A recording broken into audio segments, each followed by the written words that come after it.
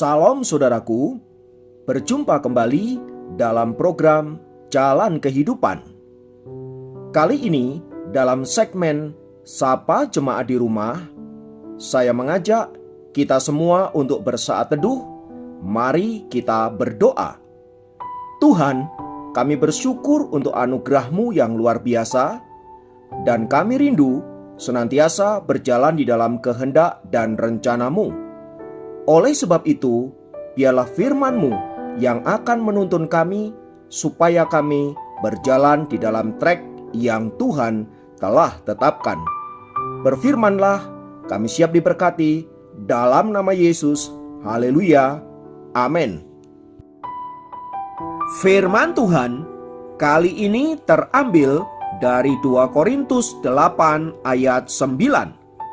2 Korintus 8 ayat 9 berkata, "Karena kamu telah mengenal kasih karunia Tuhan kita Yesus Kristus, bahwa Ia yang oleh karena kamu menjadi miskin, sekalipun Ia kaya, supaya kamu menjadi kaya oleh karena kemiskinannya." Saudara, Pendeta Edi Leo pernah menulis sebuah buku yang berjudul Perjanjian Berkat. Buku itu menjelaskan tentang karya penebusan Kristus di atas kayu salib, bukan saja untuk menyelamatkan kita dari dosa-dosa kita, melainkan juga untuk membuat perjanjian berkat antara kita dan Tuhan. Dalam perjanjian itu, Kristus rela menjadi miskin supaya kita orang-orang percaya menjadi kaya di dalam Tuhan. Berita ini tentu saja sangat menggembirakan hati kita, sebab kita percaya kita adalah orang-orang yang termasuk di dalam perjanjian berkat itu. Namun yang menjadi pertanyaannya adalah, apakah setelah kita ada di dalam perjanjian berkat itu, hidup kita benar-benar menjadi kaya di dalam Tuhan? Jika ditanyakan kepada kita, seberapa kaya sih hidup kita itu? Dan kalau kita adalah orang-orang yang kaya, kekayaan apa saja yang kita miliki? Saudara, tahukah Anda bahwa sesungguhnya setiap orang yang percaya kepada Kristus, ia adalah orang-orang yang kaya? Jika Anda tidak percaya dengan pernyataan saya ini, saya akan menjelaskannya kepada Anda kekayaan orang-orang percaya. Kekayaan pertama, setiap orang percaya memiliki asuransi hidup yang kekal yang dicatat di dalam Yohanes 3 ayat 16. Itu artinya kita memiliki jaminan keselamatan yang premi asuransinya telah dibayar lunas oleh darah Kristus, dan materainya adalah Roh Kudus di dalam diri orang-orang percaya. Jadi, Anda memiliki asuransi yang lebih hebat dari asuransi jiwa yang dimiliki oleh siapapun. Kekayaan kedua adalah rumah mewah yang telah disediakan di sorga sesuai yang ditulis oleh Yohanes 14 ayat yang kedua. Wow, ini tentu luar biasa. Bila hari ini kita belum memiliki rumah di dunia ini, tak perlu khawatir, sebab saya percaya suatu hari kita akan memiliki rumah. Tetapi Bapa kita di surga berjanji untuk memberikan rumah yang mewah, rumah yang kekal yang akan kita tempati di dalam kerajaan surga nanti. Bukankah itu artinya kita orang yang kaya? Kekayaan yang ketiga adalah kita memiliki damai sejahtera yang melampaui segala pikiran manusia, sesuai yang dicatat di dalam Filipi 4 ayat yang ke-7. Damai sejahtera ini harganya mahal, saudaraku. Tak semua orang bisa memilikinya, dan tidak ada seorang pun yang bisa membelinya, sebab damai sejahtera ini diberikan oleh Allah secara langsung kepada kita, tidak dibatasi oleh keadaan, oleh situasi, atau oleh apapun. damai itu dapat tinggal tetap di dalam diri kita sekalipun kita ada di dalam situasi yang sangat sulit. Bukankah ini hal yang luar biasa? Lalu kekayaan yang keempat, kita memiliki sukacita yang besar yang tidak dapat terkatakan, sebagaimana yang ditulis di dalam 1 Petrus 1 ayat yang ke-8. Ini tentu saja berita yang sangat luar biasa. Tak hanya damai sejahtera yang kita miliki, tetapi juga sukacita. Hari-hari ini ada banyak orang gak bisa menikmati sukacita, tetapi setiap orang percaya diberikan sukacita besar oleh Allah, dan sukacita itu tinggal tetap di dalam diri kita. Mari nikmati sukacitamu. Lalu yang kelima, kita memiliki cinta kasih yang tiada berkesudahan, sebagaimana ditulis di dalam 1 Korintus 13 ayat yang ke-8. Cinta kasih ini gak semua orang bisa memilikinya, dan hanya orang-orang hebat saja yang bisa memiliki cinta dan kasih. Tuhan telah memberikan itu kepada Anda dan saya. Bersyukurlah. Yang keenam, kita memiliki keluarga yang berbahagia, sebagaimana dicatat oleh Mazmur 128 ayat 1-6. Ini adalah janji Tuhan sendiri kepada setiap kita. Bila kita hidup taat menuruti firman-Nya, maka keluarga kita akan menjadi keluarga yang berbahagia. Haleluya. Ini adalah impian banyak keluarga Kristen. Mari nikmati kebahagiaanmu di dalam keluarga. Yang ketujuh, kita memiliki sahabat yang baik, sahabat yang setia, sahabat yang sejati, yaitu Allah sendiri. Tertulis di dalam Amsal 18 ayat 24. Di dunia ini tak pernah ada sahabat sejati, tetapi satu-satunya sahabat yang selalu setia hanyalah Tuhan kita, Yesus Kristus. Karena itu, jangan pernah meninggalkan sahabat kita yang telah begitu setia kepada kita. Puji Tuhan, saudaraku. Yang kedelapan, kita memiliki penolong yang baik dan setia, sebagaimana ditulis di dalam Ibrani 13 ayat yang ke-5b sampai yang ke-6. Tuhan Allah Roh Kudus adalah penolong yang setia di dalam diri kita. Puji Tuhan, kita perlu bersyukur akan hal itu, karena Dia sanggup menolong kita dalam keadaan apapun kita, sebab karya Roh Kudus tak terbatas oleh apapun.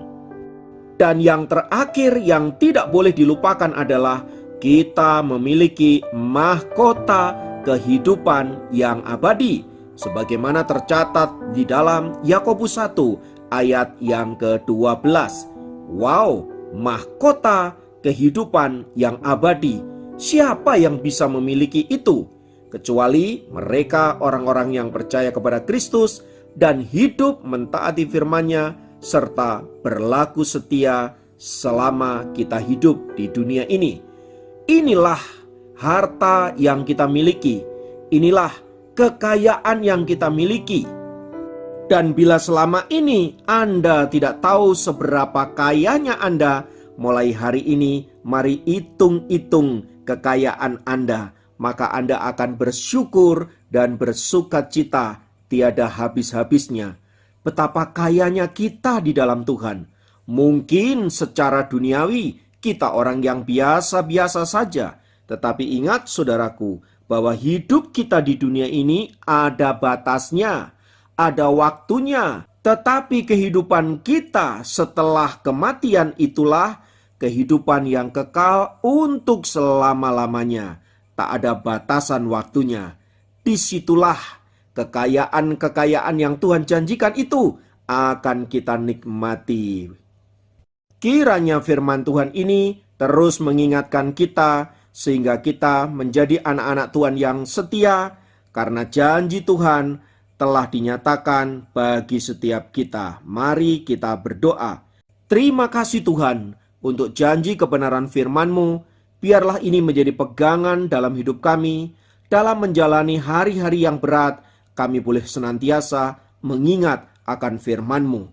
Itulah kekuatan kami, itulah penghiburan kami, itulah pengharapan kami. Terpujilah nama-Mu kekal selamanya. Dalam nama Yesus, kami berdoa dan bersyukur kepadamu. Haleluya. Amin.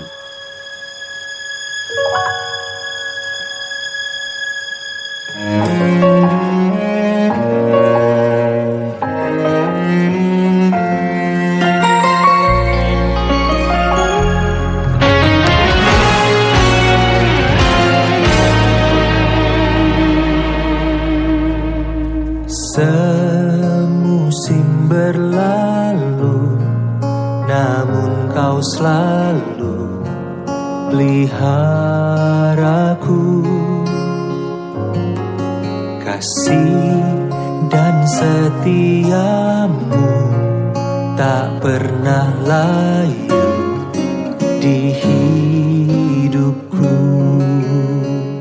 Lebih luas dari samudra, kebaikan-Mu Bapa takkan habis di hidupku. Lebih tinggi dari cakrawala, tak terbatas kasih-Mu. Sungguh ku bersyukur.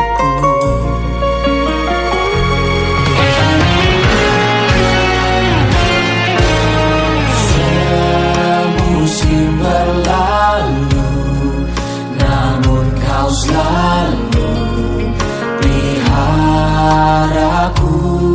Kasih dan setiamu, kasih dan setiamu tak pernah layu di hidup. lebih luas dari samudra, kebaikan-Mu Bapa takkan habis di hidupku. Lebih tinggi dari cakrawala, tak terbatas kasih-Mu. Sungguh ku bersyukur.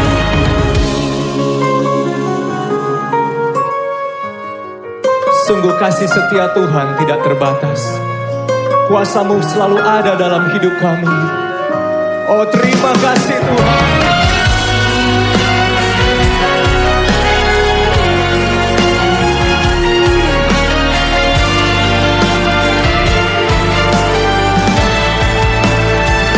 Lebih luas dari samudra, kebaikan-Mu Bapa takkan habis di hidupku. Lebih tinggi dari cakrawala, tak terbatas kasih-Mu. Sungguh ku bersyukur.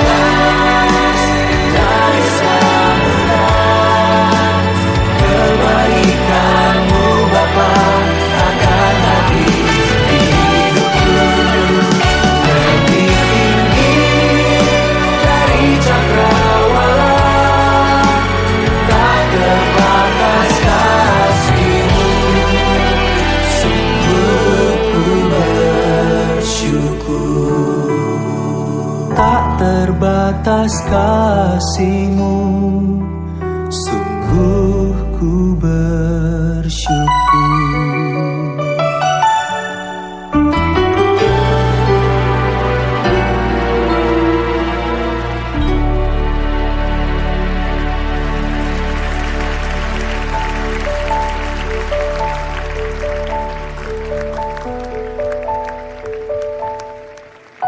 Sebab Allah yang kita sembah adalah Allah yang baik.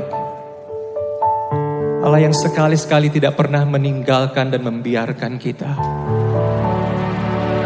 Allah yang memenuhi dan mencukupi segala keperluan, kebutuhan kita menurut kekayaan dan kemuliaan.